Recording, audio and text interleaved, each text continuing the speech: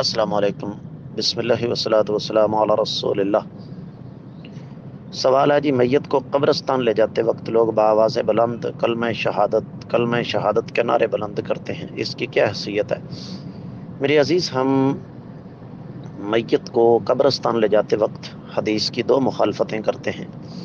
پہلی، اللہ کے رسول صلی اللہ علیہ وسلم نے ارشاد فرمایا، اذا مات احدکم فاسرعوا له بالجنازہ، جب تم میں سے کوئی فوت ہو جائے تو اس کا جنازہ تیز رفتاری کے ساتھ لے جایا کرو، ہم بہت آہستہ آہستہ چلتے ہیں۔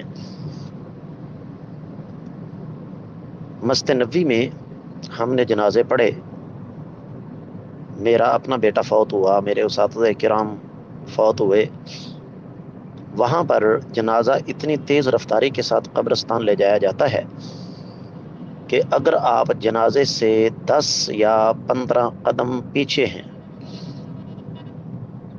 تو آپ پیدل چل کر جنازے کو کندھا نہیں دے سکتے، آپ کو دوڑ لگانا ہوگی، اتنی تیزی کے ساتھ جنازہ لے جایا جاتا ہے۔ دوسری غلطی، حدیث میں آتا ہے امرنا بالسکوت، ہمیں حکم دیا گیا فی ثلاثۃ مواضع، 3 موقع پر، اور ان میں سے ایک یہ بھی ہے کہ جب جنازہ ہو تو ہم خاموش رہیں۔ تو اس کا مطلب یہ ہوا کہ جنازہ لے جاتے ہوئے خاموشی اختیار کرنی چاہیے۔ یہ جو ہمارے ہاں کلمہ شہادت کے نعرے بلند ہوتے ہیں نا، اس حوالے سے 2 باتیں ذہن میں رکھیں۔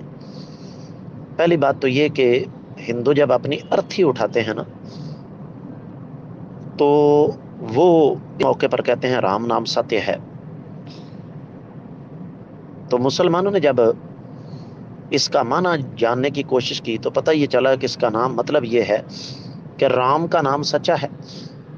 تو مسلمانوں نے کہا ہم تم سے پیچھے کیوں رہیں؟